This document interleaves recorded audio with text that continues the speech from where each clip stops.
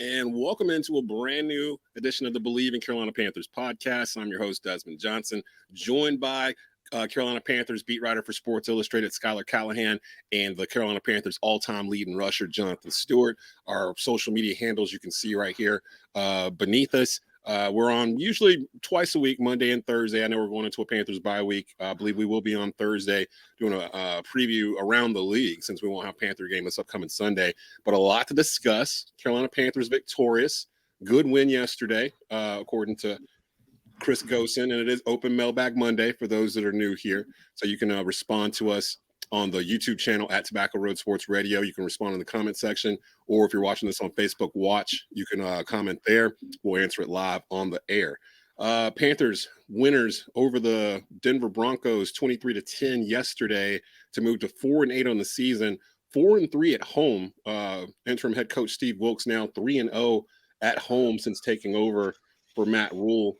And all three of those wins have been by double digits. So we'll talk about potential of Steve Wilks hanging on. Matt Rhule's got some new money. We'll talk about what that means for the Carolina Panthers, as Matt Rhule should be introduced as the new head coach of the University of Nebraska today. So we'll talk about that. And again, like I said, it's Open Mailbag Monday. So questions, comments, thoughts on the game from yesterday or the Panthers in general, feel free to ask the panel and we'll answer it live here. Before I turn it over to the panel, quick word from our sponsors over at Bet Online. Football is back, and Bet Online remains your number one source for all your football betting needs this season. You'll find the latest odds, matchup info, player news, and game trends. And as your continued source for all sports wagering info, Bet Online features live betting, free contests, live scores, and giveaways all season long. Always the fastest and easiest way to bet on all your favorite sports and events like MLB, MMA, tennis, boxing, and even golf. Head to betonline.ag to join and receive your 100% welcome bonus with your first deposit. Make sure to use the promo code Bleav, B-L-E-A-V, to receive your rewards. Bet Online, where the game starts. And where we start, of course, every Monday is a recap from yesterday, the Denver Broncos. Did you, before I even get into this, Stu, what score did you pick last week? Did you pick this score? I feel like I did. Either you or me. I definitely had a 10 or a 3. Yeah. You did. Because I was looking at the score and I was like, that score looks really familiar. And I meant to go check the tape from last week to make, because I know one of us was close on this. I think I had 31 to 10 or something like that. And I think you had 20, I think it was like 24 to 10 or something like that. So we was on it. Who was on it this week? Around it. Mine was 17-13. Yours was 17, but you picked the Panthers too. So all three of us picked the Panthers to win this game. Fellas, I didn't expect to come across a team this season that has had more issues offensively than us, and that was, I mean, don't get me wrong, I'm grateful for it. You know, it came. Hey, you already know how I feel. I don't give a damn. Listen, why you mad? Hey man, look, yo. Might as well tell them I'm mad. Look, this is why I'm mad. I'm mad that they even came here. Like, they ain't no business being here from the get-go. And like Russell, man, I don't really know what it is, but my man legitimately is just a shell of who he used to be. I think you said that exact same thing in text or something like that. I don't know, but like it's just like it's like where is Russell Wilson? What do you think that is? Do you think that's the head coach? I don't know if it's him trying to take the reins of like play calling a little bit, because I know when he was in Seattle, there was moments where, you know, you see him on the sideline and they give him the playbook and let him call plays during preseason. I don't know if it's a little bit of that, of him just saying, hey, I think we should try this. I don't know if it's the offense. I don't know if the offensive coordinator is sitting over there like, no, we should try this. They just not on the same page. But I don't care. And I'm really glad that we was able to expose them again, like other teams have been exposing them, and that we didn't miss out on that opportunity to whoop that behind. Did you see our defense went crazy on them? Yeah, Brian Burns was all over the place. Could it be as simple as like something like as Russell's maybe not in tune with his teammates? Like we've seen this like for the last year or two, that like Russell's kind of really become like all about himself in certain ways. What if he's not? He doesn't know his teammates that much because he's too much involved into himself. Like, is that even possible? I think I can see that as a possibility. Did you see? Sure. I don't know the defensive guy's name. Did you see the little flare up? Purcell. I don't know what he said, but I don't know what he said either. But it looked like Russell was like, "Oh, yeah, he was okay." Like, I got this. Okay, it's all right. It's okay. And the head coach is standing right there. The head coach is standing right beside Russ, acting like he didn't hear none of it. I don't know. I don't want to see that head coach there. I don't want to see him coach in the NFL. He needs to be gone. Honestly, real talk, I thought he was going to be fired when we started this. Like, I thought I was going to wake up this morning to the news that Nathaniel Hackett was in the beginning of the season when my man didn't call timeout. You knew it was over. I knew it was over for him because it's common sense, brother. Hey, we got time on the clock, so pause it. I never even heard of you before, but hey, it worked. It don't matter because it worked out in our favor, and I'm just glad that What I'm glad about is the Carolina Panthers beat a team they should have beat, just like everybody else beat them. You know what I'm saying? Yes. Like we were a part of the 8 teams that beat the Broncos. And congrats to Coach Wilkes being the second coach to beat the Broncos in Panthers history. It's history in the making right there. Wow. Coach Fox and Coach Wilkes. So there's something to say for that. Denver's not only got a coaching problem, but I think their bigger problem is they got ownership problems and GM problems. Because those are the people that made the decisions to not only hire Nathaniel Hackett, but they also made the decision to trade their whole dang future for a quarterback that wasn't worth a damn when they traded for him. And they gave him $253 million on top. How long is that extent? Like 5 years, 6 years? Oh, it's so you can't trade him because you're not going to get back you're not going to get back what you sent out, like 2 firsts and a bunch of nonsense. They went back to Seattle. You know who looks great in all this? Pete Carroll. Pete Carroll looks. Looks like roses. Geno Smith. Although that defense guy ran all over yesterday. Good Lord. Actually, I just saw. I think it might have been on Get Up, but someone was mentioning Denver needs a defensive coach like Rex Ryan, like someone that can kind of come in and be almost like a personality bigger than Russell Wilson. Because the way it is right now, Russell Wilson's the biggest personality in that building. So like it's almost undermining the head coach. It's undermining all this other stuff. That defense is getting frustrated because they're holding teams to low scores and still losing games because the offense can't do anything. Like Russell Wilson threw that ball in the dirt at least 4 or 5 times yesterday. It felt like just because the play just wasn't there. He just threw it. I just hope Russell Wilson wasn't working out on the plane ride back home. Going up and down the aisle. Yeah. He might need to after that though.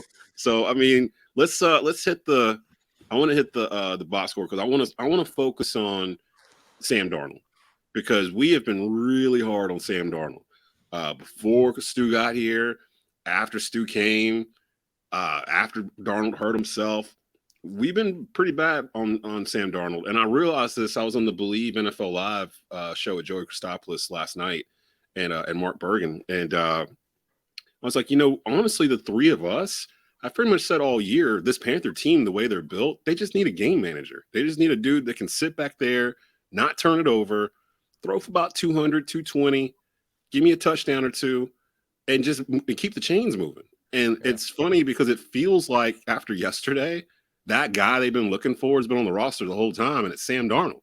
Because Sam can actually throw. Darnold would be the guy that wouldn't make the big mistake either. Right. Mm-hmm. So let's talk about Sam for a second because it appears this is going to be Sam's team going forward for the rest of the year because I don't see Baker getting back on the field. PJ, I don't know what the deal is with that, but at this point, I don't think you can turn back to PJ after the performance Sam had. And Coach Wilkes already said that Sam's going to start when they come back in 2 weeks. Your thoughts first, Schuyler, because you were I assume you were at Bank of America Stadium and got a chance to watch this. What were your thoughts on Sam and his control of the offense? I mean, it was pretty dang good. I mean, I know he didn't get a lot of opportunities. He only threw the ball 19 times, but like you said, he made the plays when he had to, and he didn't make any catastrophic mistakes, which he's been known for in the past. And he took what the defense was giving it to him. Like if there wasn't anything there, he was throwing the ball away, or he was taking off with the ball himself. The 2 plays that really kind of stuck out to me was the touchdown where he threw off his back foot a crossbody with DJ going across the field. Like that type of throw, I don't know that the other two quarterbacks on this roster can make. Yeah. And I mean, that was just a drop in the bucket. And that was with pressure in his face too. Like that's a damn tough throw to make. Then the other one to DJ. Yeah, go ahead, Stu. No, I was about to say those are the throws that you got to make in this league. Pressure in your face. It's not perfect. Nothing's really blocked up the way it should be, but you make the throw, right? And those are the plays that you got to make, especially in red zone. Like you only get too many opportunities to be down there knocking on the door, and if there's a crack, you got to take it. I mean, there was a similar play for Russell Wilson when they scored, right? I mean, it looked like he was legitimately like just locked down. And for whatever reason, he knew what he was doing, and he just threw it through a small gaping hole and completed a pass. But that was the only time Russell Wilson looked like Russell Wilson to me, where I was like, he did it. He did one of those 3rd and 15 joints that he normally pulls out. But I mean, Sam Darnold's arm strength, I mean, it just really kind of just makes us think like Baker started the year off starting, like, and then PJ came in, and obviously you got to think about it. I mean, the coaching staff, the scouting department, they're the professionals. You know what I'm saying? We sitting on the sideline just looking at it from the outside in. Looking at it now, everything that's transpired, it transpired by default because Sam Darnold was injured. You know what I'm saying? So, I mean, and so luckily he's healthy, and he's playing well. He played well yesterday. But the cool thing about all this is our offensive line gave up no sack. Okay? Man, there was some over air shots of him falling back in the pocket where the pocket was so clean for like 4 or 5 seconds. And like as a Panthers fan, the past couple of years, I'm just not used to seeing it. Like I'm not used to seeing a clean pocket where he can get set and actually find guys. It was weird to see decent quarterback play. Like, because I'm not going to say that, Sam Darnold was out here beating the world or whatever, that he was, Pat Mahomes yesterday, 11 for 19, 164 yards, 1 touchdown. He ran for a touchdown. The throw to DJ, though. That was, that's why you pick him top 3 of that draft, because he can do stuff like that. Because not every quarterback in the league, like you said, Schuyler, can even do a throw like that. I felt more comfortable with Sam throwing yesterday than any of the other quarterbacks that have played this entire year. Like, I felt like I've been sitting on pins and needles watching these quarterbacks kind of figure out how to throw. I felt comfortable from first snap with Sam back there. He just felt like, okay, this feels good. It helped that we rushed for 185 yards too.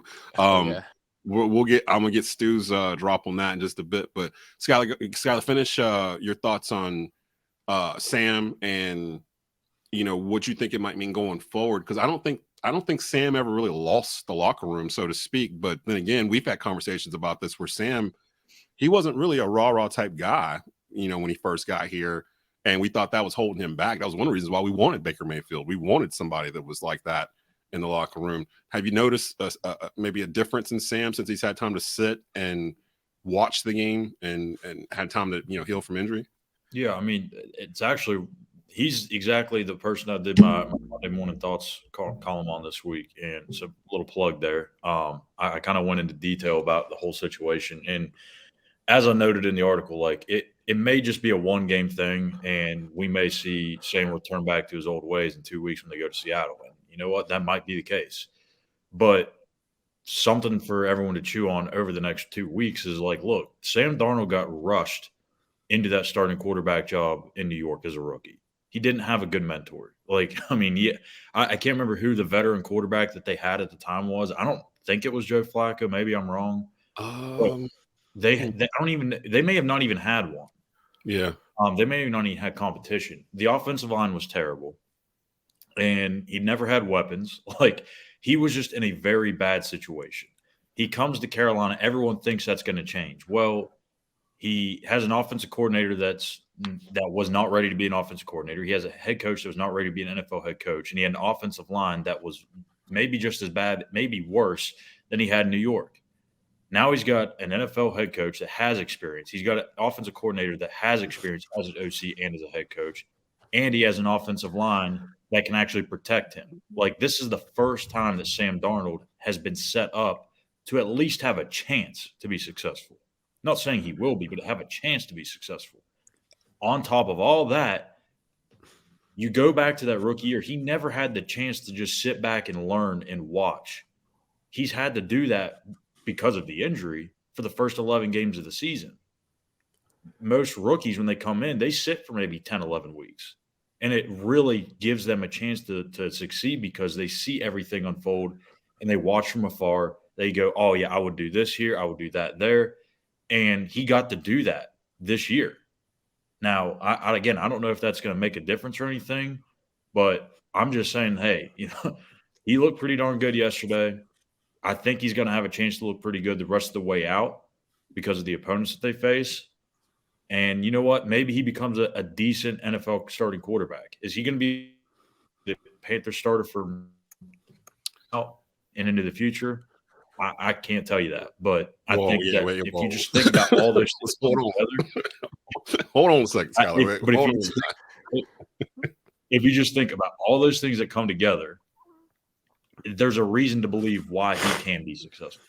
Yeah, I can tell you this: the best case scenario, looking at this draft, looking at the rest of our season, because we're going to the playoffs. I just want y'all to know that.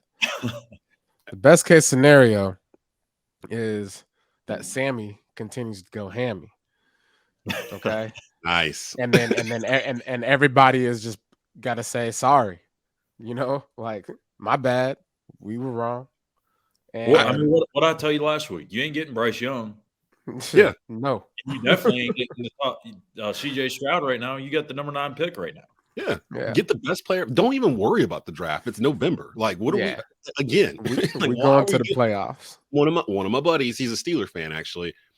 He texted me during the game towards the end of it yesterday. And he was like, man, the Panthers would be better off if they would lose some of these games. I'm like, why would they be better off? Like, I don't understand this logic. He sounds like a loser. That one dude can turn around a whole franchise. Like, there isn't that guy in this draft. So I wish people would stop posting our draft positions and all that kind of stuff. We're a game and a half out of first place in a division that nobody wants to win. The Saints game on everybody yesterday. The Saints lost to the Browns in overtime. I looked at that score before and I was like, oh, the Saints they're going to win that game. And no, not the Saints, the Bucks. The Bucks. I come back to it, and they're tied at 17 apiece or whatever it was in overtime. And the Browns are about to go up, and I'm like, what just happened? Like, how did this even go down? The Falcons put him in the coffin. The Falcons doing Falcon stuff. They lost yesterday. I told you about them Falcons. Didn't the Saints lose too? The Saints lost too. Yeah, the Saints lost to the Niners. You knew the Niners was going to – that was a hard game. I'm looking at the stat sheet. Whew, it was tough sledding out there. San Francisco, look out for San Francisco. We'll get into these other teams later on in the week because I'm keeping an eye on San Francisco. They seem like once they got McCaffrey, they just kind of started rolling in a different way. And Jimmy Garoppolo is super underrated right now. He could have been a Carolina Panther. But let's get into the rushing stats. I want to get your opinion on this, Stu, because I know, A, you were looking forward to this game since the schedule came out. And B, I know you don't like the Denver Broncos. So it had to be some sort of satisfaction to see Deonta Foreman rush for 24 carries, 113 yards, 4.7 yards per carry. Chuba got into it, 17 carries, 65 yards. Sam rolled into the end zone on a touchdown run. I love that. On an RPO at that too. And that RPO, that was the exact thing I was talking about with Baker Mayfield, because that wouldn't have happened with Baker. Baker would have handed it off. Sam had been doing that last year. Remember, Schuyler, first 3 games of the year, he was running a little RPO and he was actually taking off. He's got some wheels on him. And when he took off, I wasn't surprised at all. I was like, oh. And then he fumbled. And I was like, oh. Then he rolled in. I was like, oh.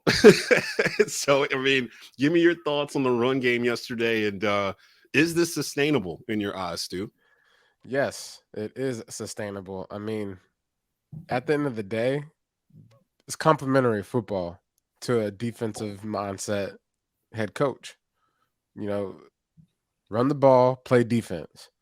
And when it's there, take the shot. That's what happened yesterday. I want to give some sugar to Chuba Hubbard. My man was running behind his pads yesterday. I didn't know who was the bruiser, between him or Foreman.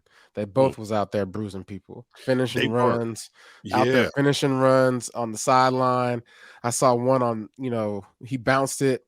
Well, first, Deontay Foreman took a lead up the middle and bounced it to the left. And then he came out the game. He got tripped up or whatever. And then Chuba Hubbard came in.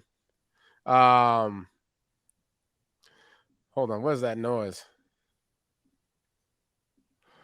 With you? Anyway, I don't hear there was like a commercial going on.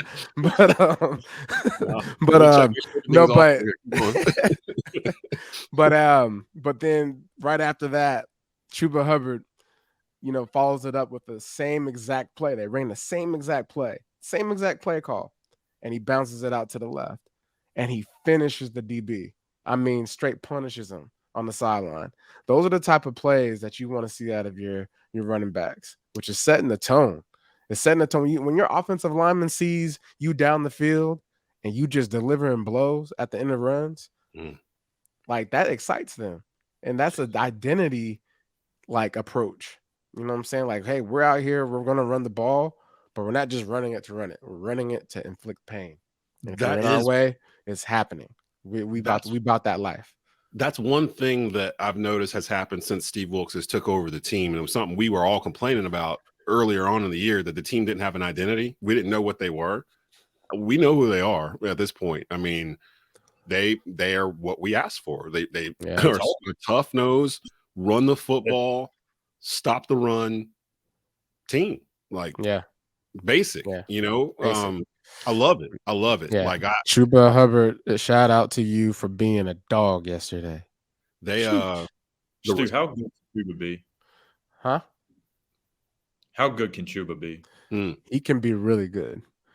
He has the north and south like running style. Just put one foot in the ground and go. And I look at who's the running back for the Dolphins now? Wilson. That played for the Niners, right? Yeah. He's a guy that just plants one leg in the ground and goes. And if he needs to get a little shifty, he can do it. But he runs physical. Like, you see these guys that are like 215, 220 maybe, but really 215. After the game, they're 208 because they sweat. But these guys that are just like built, not like, hard-nosed runners, but they're out there just delivering, like, and punishing guys. And, Chuba has size to him. He's what, 225 maybe? Gotta be 225, right? Yeah, I'll check. But the way he was running yesterday was like, nah, like y'all playing me for a fool. And I really appreciate how he ran yesterday. It's just good to have. It's good to have two running backs that complement each other really well. Because when one guy comes out and they're tired from running all over the place, another guy comes in fresh legs. It's just like me and D'Angelo. Whether it's me and Fozzie, even Toad. Like, no matter who's coming into the game, it's going to be the same delivery. And that's what you need. We kind of got away from that once you had left, and they kind of just gave it to CMC. It was kind of a one back type system, but it made it so easy to key in on that one guy. They asked me last night on the Bleav pod, was it waving a white flag when we traded off McCaffrey and Robbie Anderson? And I was emphatically like, no. Like, those were individual situations where. Look at what Robbie's done since he's been traded. Yeah, he's been non-existent. Like, literally, I think the league forgot about him, honestly, and the team that he's on. And then with McCaffrey, I think it just got to a point where it just made sense to move on from him. And the amount of draft collateral we got back for him made a lot of sense too at that position. And then especially knowing going into it, if you're going to let him go, this is going to be the plan, that we're going to do, dual back. People forget Chuba Hubbard at Oklahoma State led the NCAA in rushing his senior year, if I'm not mistaken. He can gobble yards up. There was one play, shout out to the offensive line. I'm going to start starting them out every week because there was a couple of holes yesterday. Dogs. They opened up. There was one, they handed off to Hubbard. And I looked ahead, and there's a hole about a mile wide that he tried to get to so fast. Like, he tried to get to it, and he got like shoestring tackled about 6-7 yards into it. And he just got wrapped. Yeah, he just got wrapped up by a D lineman that got pushed so far back into position to where he was a linebacker all of a sudden. So he got tackled by a D lineman that was playing linebacker because he got blocked so well. I was just like, man, like these holes and alleyways that this offensive line is starting to build. This was not here in the beginning of the year. And I got to point to Bradley Bozeman, man. I think him getting in there and starting to play at center solidified the unit. And plus, it helps whenever you have a starting 5 offensive line that doesn't miss any games. They've all been there like every game, and I'm pretty sure they've started the same 5 at least now for the past 6 or 7 games, and the other 4 have been there every game.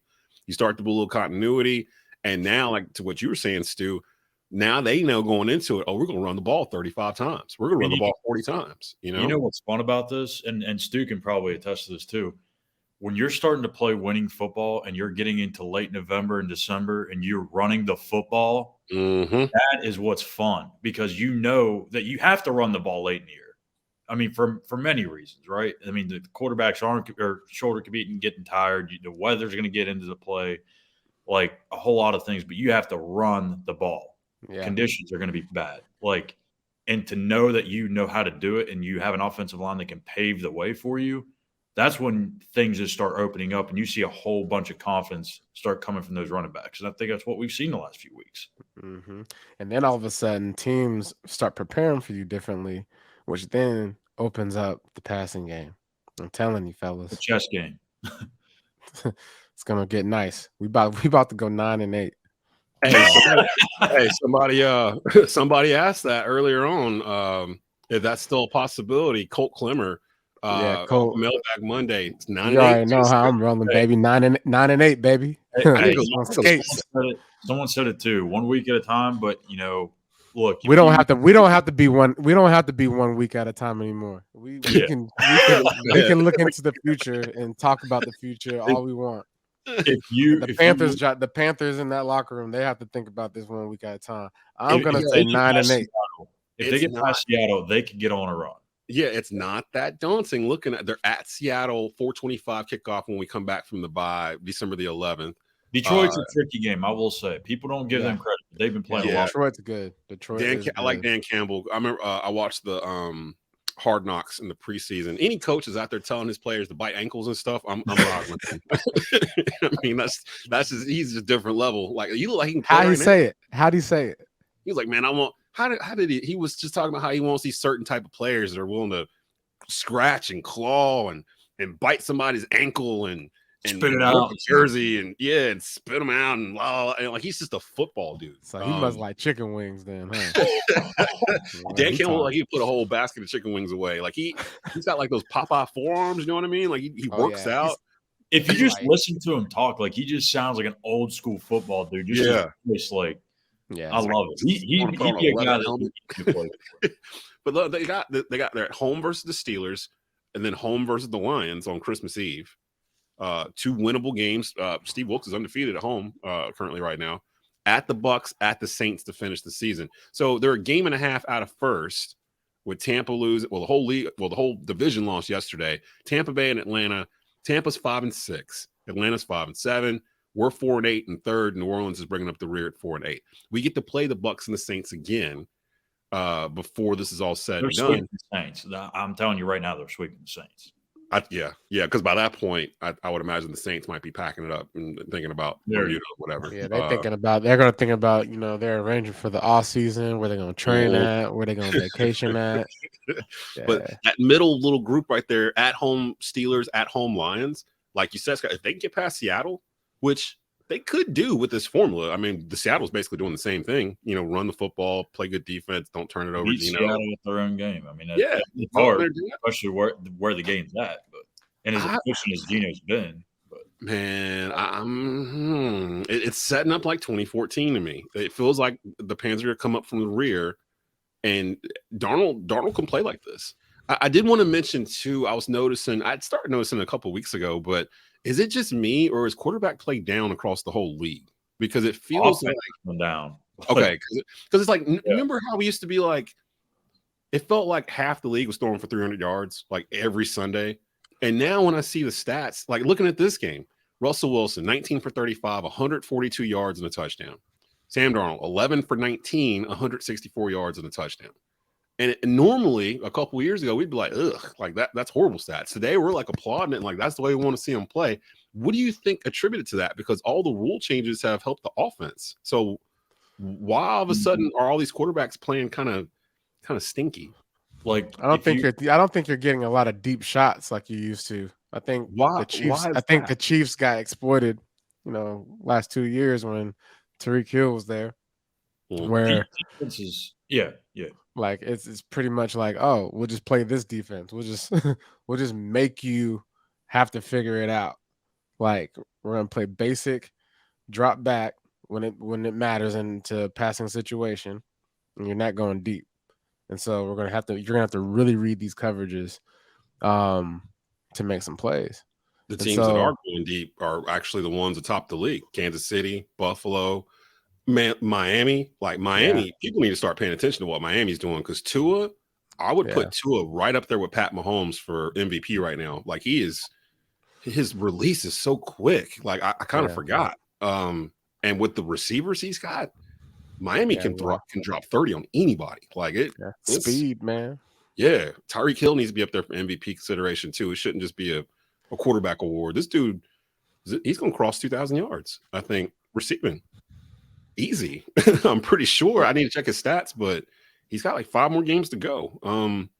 The league just goes through these waves where like you have a 4 or 5 year period where the offensive numbers start rising, and then the defense comes back and they kind of have their 4 or 5 year window. And it might be a 4 or 5 window where the rushing attack's better or the passing is better. There's going to be these waves because people adapt. These guys are good at what they do. The coaches are good at what they do. If a new kind of style of football is being played, which kind of is what happened when they started airing things out and going to shotgun all the time and spread people out, defensive coordinators adjusted to that. Now it's time for the offensive coordinators to adjust. Like how do they counter that? Well, you've seen it with Carolina. You've seen it with a few other teams.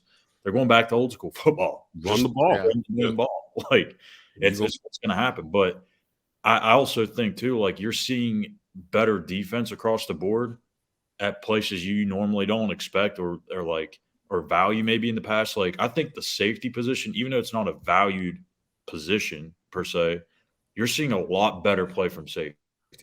Mm-hmm. And even with our team, exactly. When you have safeties that can help in the run game and that are just flat out dominant in pass coverage, like that completely changes how you look at a defense, in terms of its picture.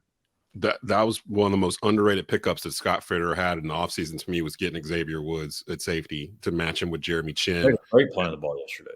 Yeah, the defense was all over play. Brian Burns, man, I was telling Not out 10 sacks. Yes, 10 sacks. I was telling a friend because they were like, y'all should have took the picks, blah, blah, blah. I'm like, Brian Burns is showing you right now why Carolina was like, no, we don't want to first, because you can't find dudes like him in every draft. Like he has grown into – he's almost to, I don't want to say it. He's kind of grown into that Julius Peppers role, like where he's just a problem. You got to scheme for him, like when you're getting into the game, like because he can do things athletically that you just kind of scratch your head at. Like, did I just see that? Like, did I just see that correctly? Burns has got a little of that in him, and he's young. I don't think this was a contract year, but they'd be wise to extend him this offseason before he gets up into like stupid Aaron Donald type money, like, because I feel like his trajectory is that, like, he can get there. And I'm so happy they kept him, because the stalwarts of this team, the cornerstones, they're on defense.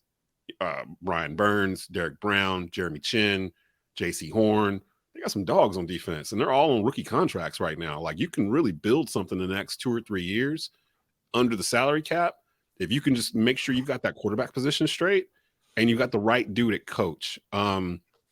Did yesterday tell you guys that Steve Wilks is the dude, or? Oh yeah, I'm Steve Wilks all the way. It just feels different. Like it feels like a different team with him. And I listened to the Steve Wilks press conference after the game, the post game. It was like 6 minutes or whatever, and I was poking around after the Bleav thing, so I went to it to watch it. I love the fact that, and Schuyler, maybe you could talk to this. It feels like he answers every question before you guys get a chance to ask. Like he literally, he runs down the box score. Like he has it like memorized. He comes to the podium. He's not looking at paper or nothing. He's just like, yeah, Sam threw for 164 yards, had, 11 for 19, had a touchdown, rolled in there one time. DJ hit him on that slant that one time, the third quarter, blah, blah, blah. Deonta got off going and, 125 yards rushing. Like he gets to every single thing that you would probably want to ask him. He addresses it right at the very beginning.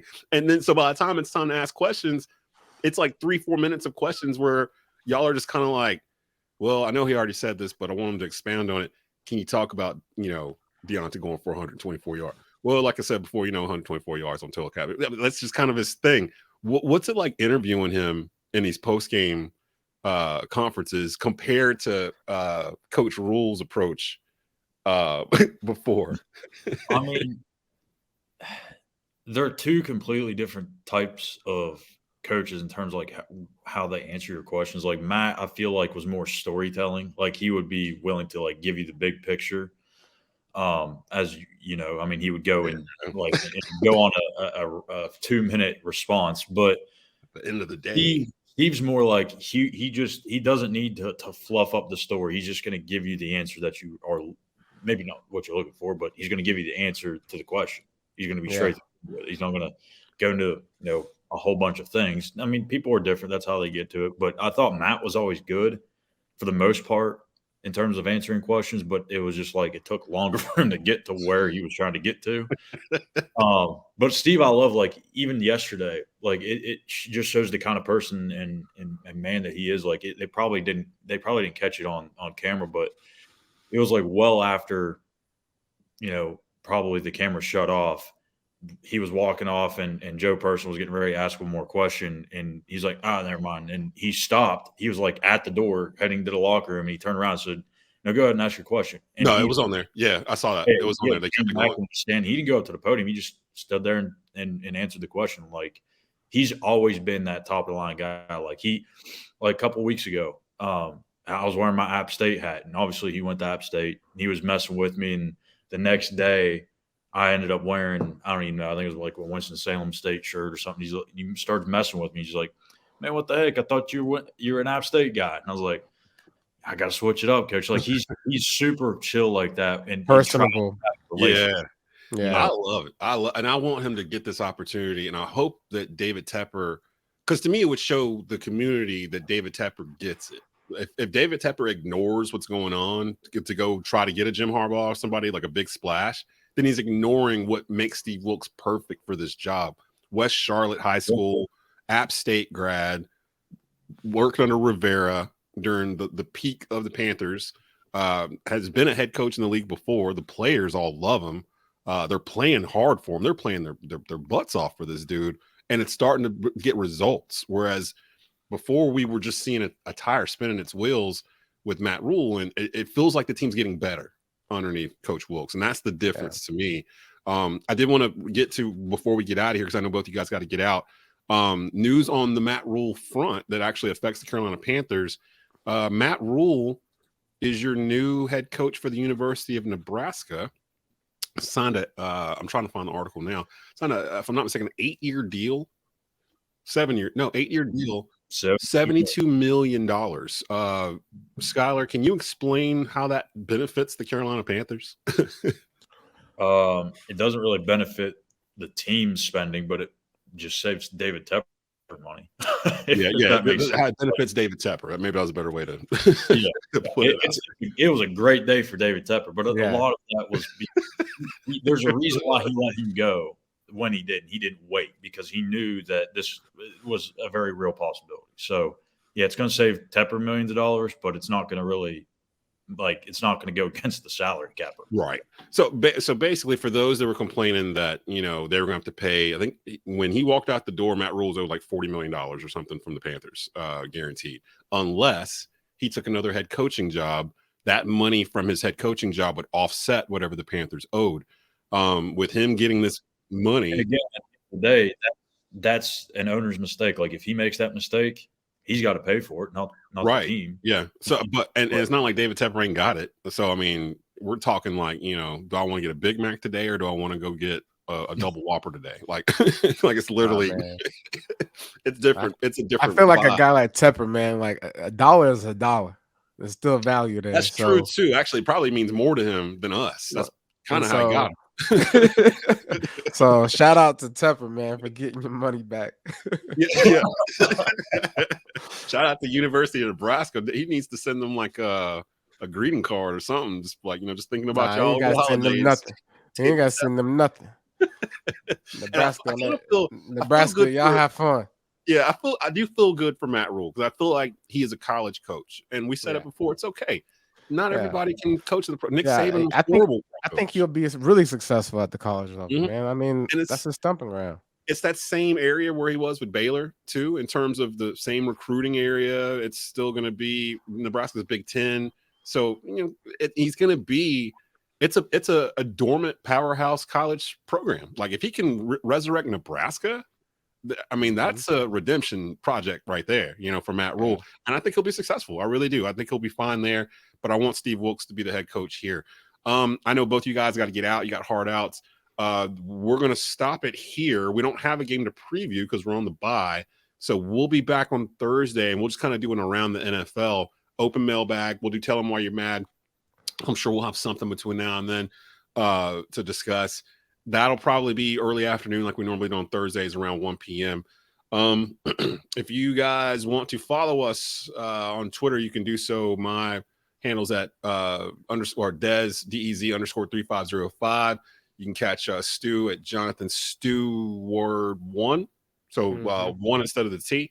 And then Schuyler is at Callihan _ So you can get the latest news from him for the Carolina Panthers and the Charlotte Hornets for Sports Illustrated.